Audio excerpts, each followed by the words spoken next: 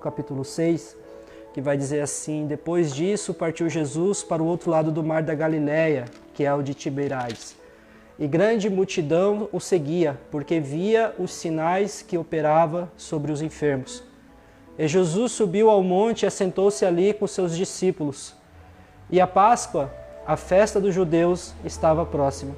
Então Jesus, levantando os olhos e vendo que uma grande multidão vinha ter com ele, disse a Felipe: onde compraremos pão para estes comerem?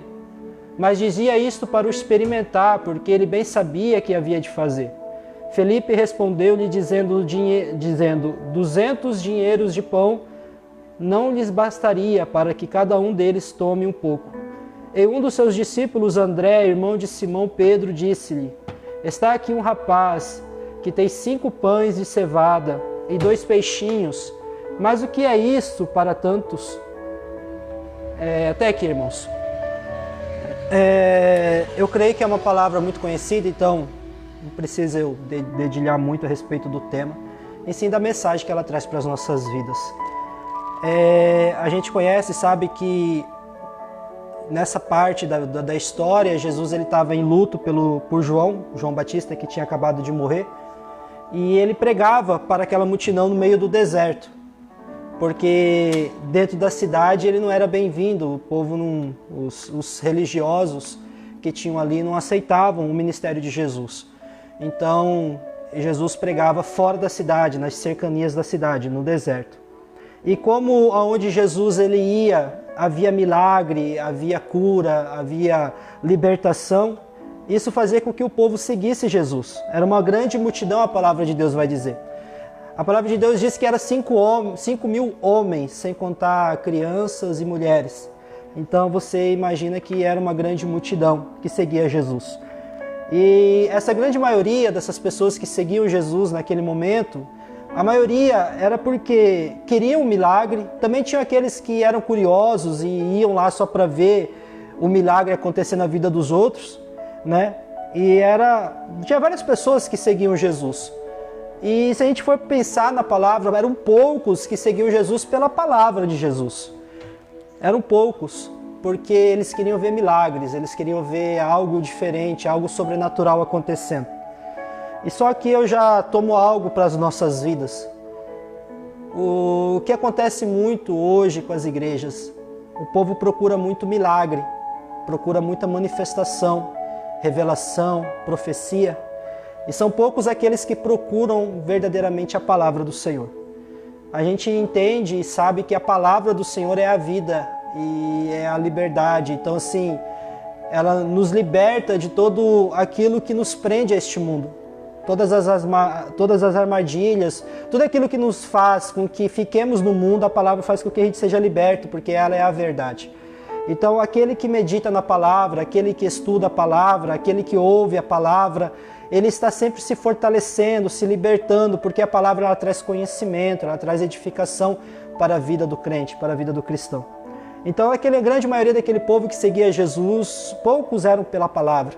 Tanto que quando Jesus foi preso e chegou um momento em que o povo tiveram que decidir entre Jesus ou Barrabás, a maioria preferiu Barrabás. Se fosse o povo convertido pela palavra, eles teriam preferido Jesus. Por mais que a gente conhece que Jesus teria que morrer pelo pecado, já estava escrito, já estava profetizado que Jesus morreria por nós. Mas aquele povo que seguia Jesus, quando eles viram que Jesus estava preso, quando eles viram que Jesus não tinha mais condições de dar a eles o que eles precisavam, aquilo que eles queriam, eles deixaram Jesus, abandonaram Jesus. Aí eles preferiram Barrabás. E não é diferente de nós, né? Muitas das vezes a gente procuramos Jesus porque a gente precisa algo dele. A gente quer a amizade de Jesus porque a gente necessita de algo da parte dele. E não pelo que ele é. E não pelo que ele faz. Quer dizer, a gente procura ele pelo que ele faz, né? Assim era aquele povo. Chega um momento que Jesus ele se despede da multidão, ele entra no barco e vai para outra margem. E o povo que seguia Jesus vai atrás de Jesus, mas eles vão caminhando, porque não tinha barco para todos. Jesus chega na outra margem e sobe ao monte para orar, para buscar, para conversar com seus discípulos. E ao longe ele vê que a multidão que estava na outra margem deram a volta e vieram ao encontro dele. Aqui eu aprendo algo também na parte do Senhor. Que muitas das vezes, irmãos, nós devemos fazer sacrifícios para chegar até Jesus. Aquele povo andou a pé no meio de um deserto, provavelmente com fome, com sede, cansados, mas eles queriam algo a mais. Então, a partir do momento que nós queremos algo a mais, nós temos que fazer também algo a mais. O sacrifício é necessário. Dias atrás eu ouvi a pregação de uma igreja dessas mais novas, e ali o pregador falava assim: não, nada que você pode fazer vai alterar o que Deus tem preparado para a sua vida. Ele falava que qualquer sacrifício que você faça não vai alterar o que Deus tem para você, porque já está escrito, você já está predestinado a receber, você já está predestinado a viver aquilo que está escrito que você vai viver. E isso é muito perigoso, porque a gente entende que as histórias da Bíblia vai dizer que sempre antes de um milagre, sempre antes de algo maravilhoso, sobrenatural acontecer na vida de qualquer pessoa da Bíblia, sempre foi antes necessário pagar um preço. Sempre foi antes necessário fazer um sacrifício. No Velho Testamento, eles sacrificavam animais para poder tocar Deus, para que eles tivessem uma boa colheita. Eles sacrificavam animais pelos seus pecados, eles sacrificavam animais para que eles pudessem ser prósperos, para que Deus pudesse estar com ele naquele ano. E conosco não é diferente, irmãos. A gente só toca o coração de Deus através do nosso sacrifício. E o nosso sacrifício ele envolve muitas coisas, desde o fato da gente ir para a igreja, o fato da gente meditar na palavra, orar, buscar, fazer algo para o reino. Tudo isso é sacrifício que Deus recebe para que Ele possa nos abençoar. E aquele povo foi até Jesus. Mesmo sendo difícil, eu acredito, né? Eu acredito que devia ser muito difícil. Dunas e dunas de areia, montanhas, morros de areia, né? Fome, cansado e mesmo assim seguindo Jesus. E quando Jesus avista aquela multidão que vinha até ele vê e pergunta, a palavra de Deus vai dizer no versículo 5. Então Jesus, levantando os olhos, vendo que a grande multidão vinha ter com ele, disse a Felipe: aonde compraremos pão para esses comerem? Mas dizia isto para experimentar, porque ele bem sabia o que havia de fazer.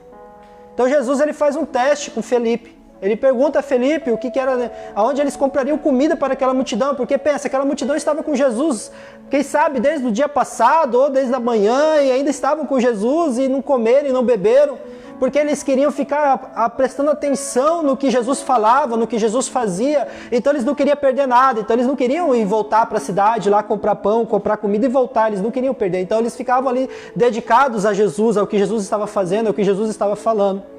Então, Jesus faz esse teste com Felipe, para ver até onde estava a fé de Felipe. Porque até este momento, eles, os discípulos de Jesus, os mais chegados que estavam com Jesus, já tinham experimentado muitos milagres com Jesus. Eles já tinham visto muitos coxos andarem, cegos verem, surdos ouvirem, endemoniados sendo libertos pelo poder da palavra de Jesus. Eles viram maravilhas e maravilhas. Mas chegou um momento em que Jesus ele fez um teste, falou: e aí, Felipe, o que nós vamos fazer? Então Felipe, ele, usando a racionalidade humana, ele falou: olha, Senhor, mas nem que a gente tivesse todo o dinheiro do mundo, não daria para comprar pão para essa multidão. Não teria como.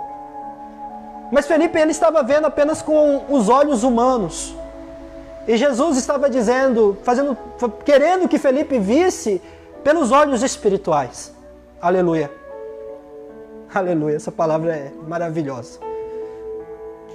Quem sabe hoje você está vendo a sua dificuldade apenas com os olhos carnais, os olhos humanos.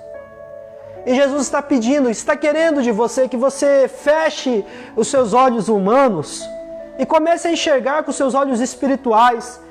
Exerça a fé ao qual Jesus te deu. Todos os milagres que Ele já operou na sua vida, todas as maravilhas, os livramentos, desde os mais pequenos até os maiores, tudo o que você já experimentou com Jesus. E imagine o que é essa sua dificuldade, esse seu problema, diante do que Deus já fez para você. Ele já operou muito, coisas maiores. E eu tenho certeza que essa dificuldade que você está experimentando hoje não é nada comparado ao poder e ao que Deus já fez na sua vida. E ali o teste foi feito, Felipe reprovou no teste, afinal de contas ele não teve fé o suficiente para acreditar que Jesus tinha o poder para manifestar um grande milagre no meio daquele povo. Pensa, Jesus era Deus. Ele podia, no estralar de dedos, fazer com que todo mundo perdesse a fome ou fosse alimentado instantaneamente, algo que, ninguém precisaria ver. Se Jesus, com o seu poder, ele poderia orar a Deus, ao seu Pai, e que todos ali que estivessem ali fossem alimentados, ou que o maná caísse, qualquer coisa poderia acontecer, mas tem muitas vezes a dificuldade vem para que a glória do Senhor seja resplandecida na sua vida, na nossa vida. Muitas das vezes a dificuldade vem para que o milagre de Deus, as pessoas possam ver o milagre acontecendo e que você sirva de testemunho, para que você sirva de testemunho das maravilhas que Deus opera para aqueles que o temem e o seguem. Lázaro é um exemplo. A gente prega direto sobre Lázaro na igreja. Jesus, sabendo que Lázaro estava morto, ele poderia ir ao encontro de Lázaro. Ou melhor, Jesus poderia orar dali onde ele estava e Lázaro ser restituído da sua saúde lá. Não precisava nem Jesus ter ido até Lázaro. Jesus tinha o poder para curar Lázaro da onde ele estava. Mas não fez. Foi necessário que Lázaro morresse. Foi necessário que Lázaro fosse enterrado. Foi necessário que a pedra fosse colocada. Foi necessário que houvesse o luto. Foi necessário que houvesse ali a tristeza das irmãs. Foi necessário para que quando Jesus chegasse naquele local, o milagre acontecesse e a glória fosse somente para Deus. Quem sabe que se Deus tivesse curado Lázaro, Jesus tivesse curado Lázaro da onde ele estava, quem sabe as pessoas que estavam em volta de Lázaro, os amigos, os parentes, os vizinhos, olhariam e falavam, não, ele tomou o remédio e foi curado. Não, vieram ali o médico e o curou. Quem sabe o milagre nem aparecesse, porque era apenas uma doença e foi curado da doença. Mas como ele morreu e foi sepultado e Jesus chegou e fez um milagre, ele ressuscitou. Ali não tinha como ninguém questionar o poder de Deus, não tinha como ninguém questionar a autoridade de Jesus. Porque quem é o único capaz de fazer com que alguém ressuscite dentre os mortos?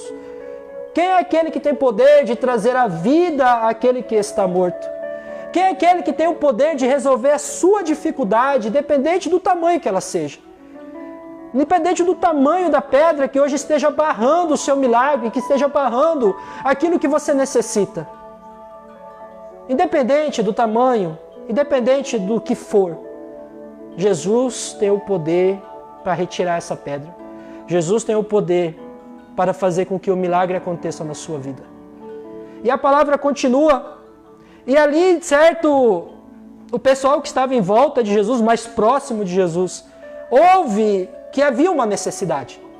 Ouvem que havia um problema. Qual era o problema? Alimentar a multidão. E eu fico imaginando Jesus, só imaginando Jesus olhando para os seus discípulos. E ali os discípulos conversando um com o outro, mas o que vamos fazer? O que nós podemos fazer? Da onde nós vamos tirar tanta comida? Da onde nós vamos tirar tanto peixe, tanto pão? Da onde nós vamos tirar? Nós precisamos alimentar. O mestre perguntou o que nós possamos fazer. E Jesus olhando e falando, homens de pequena fé. Irmãos, se para quem andava com Jesus já era difícil, imagina para nós.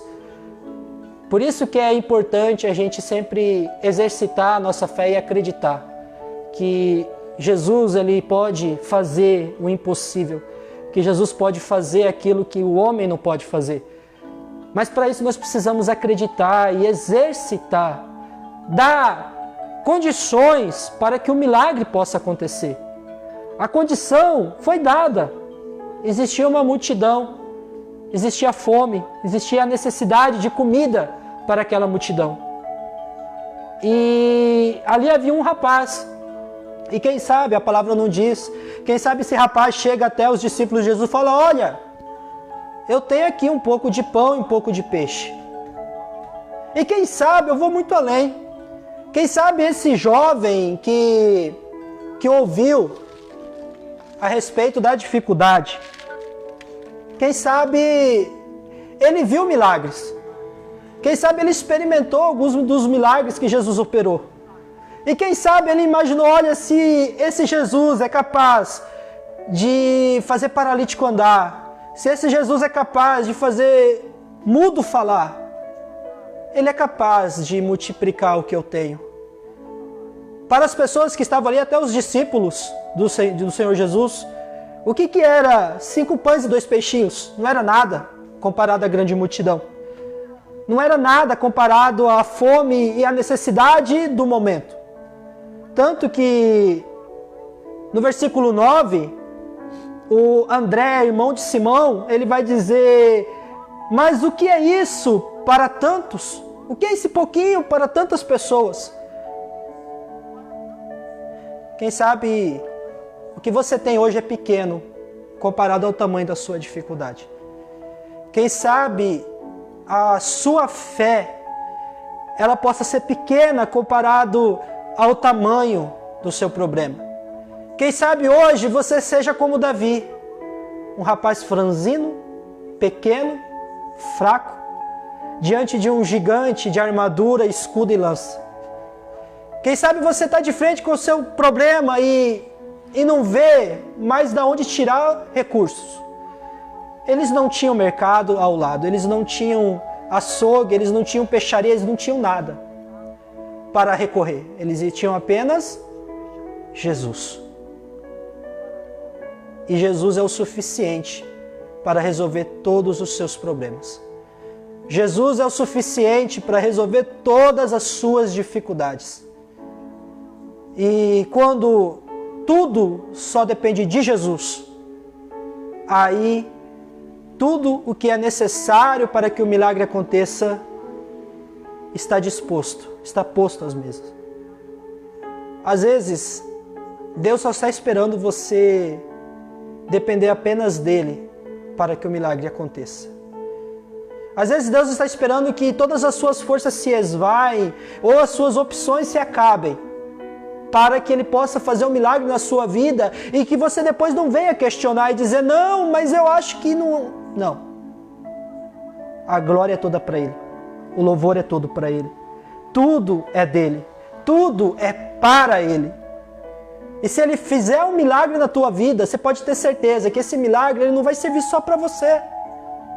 Esse milagre vai servir para todos que estão em sua volta, as pessoas que te olham. O testemunho que Deus vai fazer através do milagre na sua vida vai servir para edificar os seus amigos, vai servir para edificar a sua família, vai servir para edificar as pessoas que estão em sua volta, no seu trabalho. Elas vão ver você e vão ver o milagre acontecer na sua vida e vão dizer: não, ele não tinha condições.